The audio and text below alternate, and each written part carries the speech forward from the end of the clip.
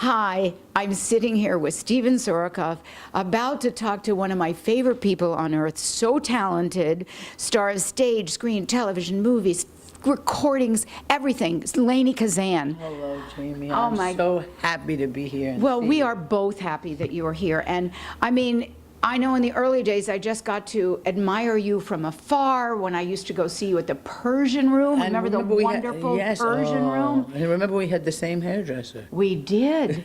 We absolutely did. And the same press agent, Richard Gordon, who's still a great friend. Absolutely. Well, I mean... And of course, Shelley Markham. Our musical director in common. I mean, there's so many people that we know and love in common. But I used to watch you singing in clubs and just admiring you. I mean, you started in Funny Girl and just shot from there. You want to tell us that story? Oh, boy.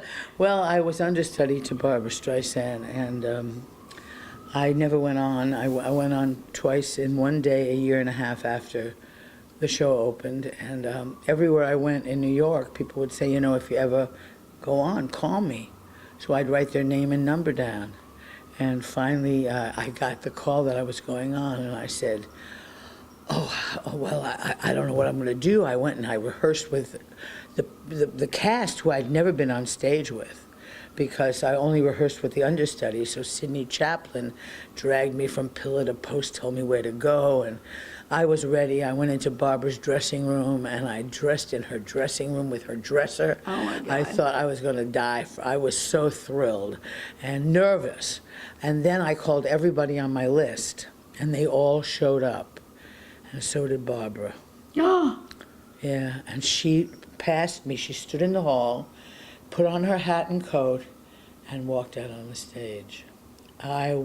Jamie, you remember my husband, Peter Daniels? Yeah. He and we just sat there. He was in the pit. He couldn't play. I couldn't move.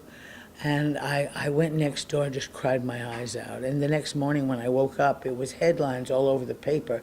Show goes on, but Lainie doesn't. It ain't funny, girl.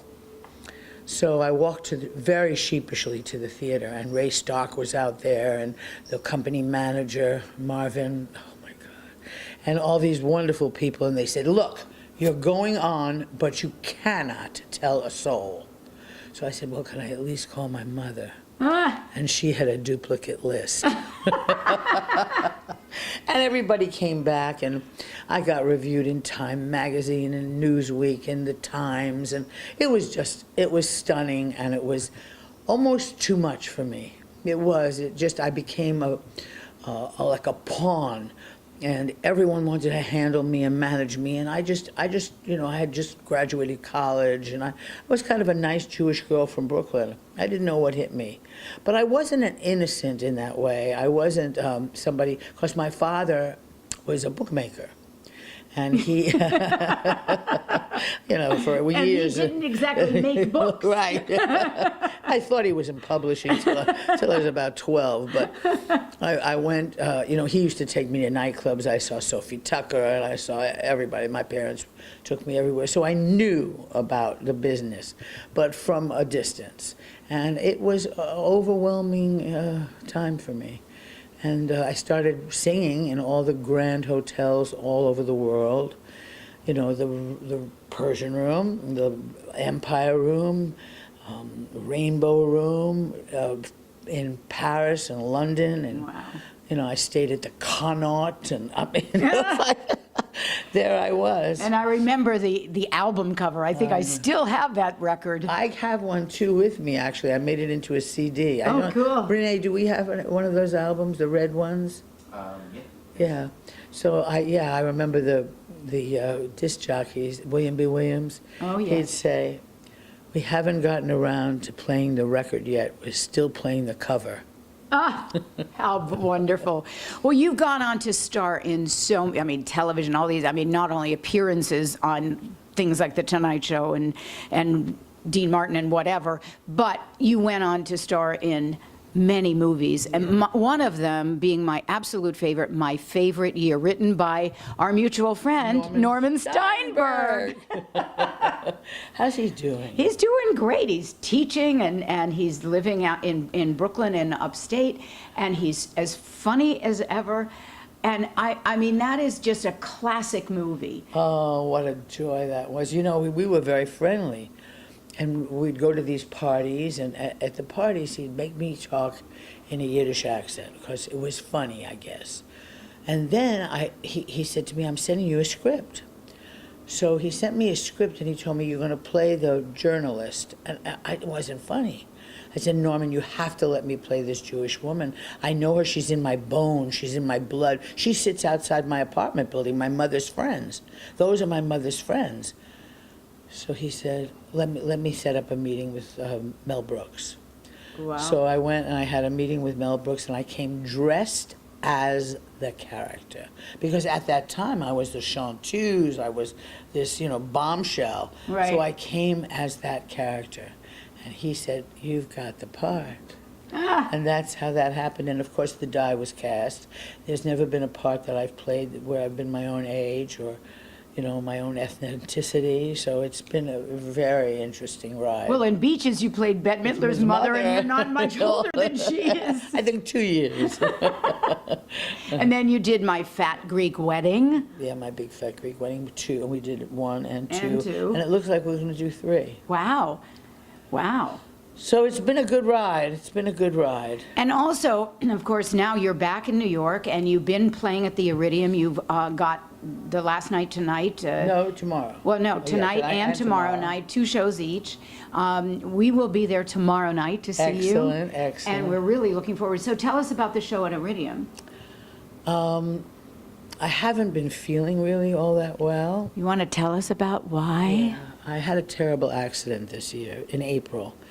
And it was my fault. I went up a one-way street the wrong way and hit someone head-on in front of the Greek restaurant. Oh, my God. Yeah, it was really insane.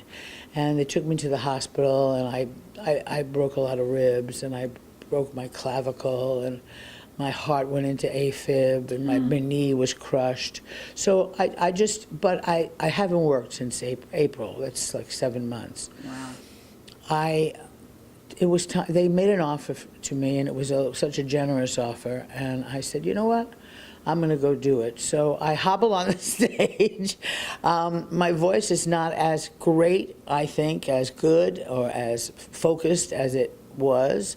But my heart is there, my soul is there, and I love what I do. I love the audience, and I feel so blessed to be alive, first of all, and to, oh my God, I'm going to cry. Oh. And to just be able to sing, because it's my first love. Well, and you're so good at it, really so good at it. Well, we look forward to actually being there and cheering you on. And don't worry about a thing. Everybody loves you. Oh. I mean, I think that people, give a little generosity. I have felt that, and I have felt the love, and I have felt the appreciation. For me, I talk a lot about my life in this show, and it's been very interesting for me. It's like therapy, Yeah. So it's been a wonderful experience, and I really like the management. It's one of those clubs where I started out in. It's like where I started Right. out, and the audience are very hip and very happening, and I'm having a great time. So I was a co-producer on the documentary Broadway, The Golden Age. You gave one of the great interviews, which will probably, hopefully one of these days we're going to get to show all these interviews in their entirety. It's a great piece of documentary work. Thank you. Well, soon we're coming out with Broadway Beyond the Golden Age. Oh, I like that. And it's going to be a trilogy, but, do you have any other showbiz stories you want to share with us? Oh, my. Some of them are not so nice. Of course, those are the ones we want to hear. I worked with Ethel Merman. Whoa. Yeah, I worked with Ethel Merman. on the Dean Martin show. Right. I okay. worked with her several times, and she lived in my building. When I lived at the Madison Hotel, she was in the next apartment building, and they didn't like her because she was a fixture there. She was paying like 40 cents rent, you know, Right. and she never tipped anybody, and she was very difficult. So, but I always wanted to open my door and go, Ethel, you know, but I didn't. So we finally got on this show together, and she knew that you could watch it on YouTube. Oh, okay. It was as though she was in one. There was nobody on the stage with her. She just sang, and Dean Martin and I were in the back, and we decided to do Whispering While, and she was singing Smile, though your heart is... She was a riot. And we fell on the floor at the end. Oh, my God. Yeah, it was great. But that We'll was now my, have to YouTube this. Right, that was my Ethel Merman story. She was quite a character. Too funny. I went to school with her son. I went to college with didn't he Bob pass- he Six. passed Yeah, away? unfortunately, yeah. I believe so. Yeah, anyway. yeah. Unless she's hiding him. So, were there any other, little highlights there were so many highlights in your career that when you think back on it, are some of your favorite moments? I or- think working with Peter O'Toole was one of the highlights of my life. He was so generous, so appreciative of me and what I was doing that he made my performance. It was him that did it. I loved him. And I remember one night we were at a party for the Golden Globes or the Academy Awards or something, and he saw me all the way coming towards him, and he got up and he walked to me, and he gave me the biggest kiss, and I was so touched. So touched. Well, he was so funny in my favorite year when he said, I'm a star, I'm not an actor. I'm not an actor, I'm a movie star. That was a brilliant Too film. funny. Now, what about Beaches? That was another highlight, I That think. was, and I've made lifelong friends from that movie. Bonnie Bruckheimer, Oh, right. Bette Midler, and Iris Iris Dart. Iris Raynor Dart, who yeah. I grew up with in Pittsburgh. Really? Yes. I thought she was from Baltimore. No, she was from Pittsburgh, just I think a year ahead of me. She was my brother's date for his Sweet 16 birthday Oh party. my God, I love her. She's Yeah, terrific. she's terrific. Well, I'm just delighted to chat with you today. And is there anything else you want? Well, what about your CD?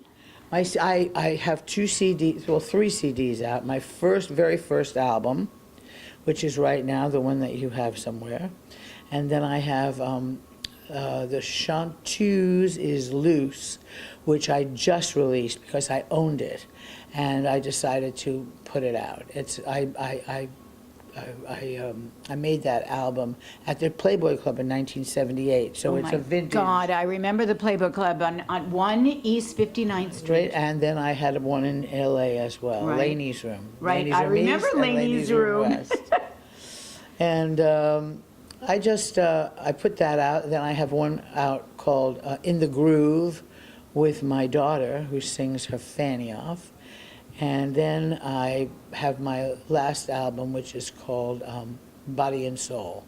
And that's most of the stuff I'm doing in this show. Wow. Well, I have a wonderful story that was because I went to your opening years ago at Ibis. Remember Ibis on the Oh, my East Side? God. And it might have even been somebody who was working for you who came over to me before the show. Was like, "Thank you so much for coming. My daughter is such a fan." And I went, "Wow, I have a fan?" And then I go to the after party and she comes over again and she says, "She plays your records until there's no grooves left." I had never made a record. So I finally said, What were "I they don't thinking? want to embarrass you, but who do you think I am?" And she said, "I know exactly who you are. You're Jamie deRoy of Jackie and Roy." And it was at your opening. That's hilarious. That's great. Anyway, Lainie, thank you so Jamie. much for doing this today in and the rain. And oh my I know, God. Shelley told me to give you a great big hug. Well, he was so sorry he couldn't stick around to come to the show. He had to such a go good back. time. He did all the music. Yes, he told me he was working very hard on Yeah, these charts. we do a lot of Latin stuff. I hungered. I hired a conga player, Oh, wow. and he's wonderful. Oh, terrific. Well, I wish you all the best at Iridium and with everything you're doing, and a speedy, speedy recovery. Thank you. I'm going to But- have my knee replaced. Oh, wow, In okay. January. Okay, well, we'll come and take care of you. Yeah. Aw, thanks. Lainie Kazan, I love you. Mwah, thank Thanks, you so Jamie. My much. pleasure. Thank you.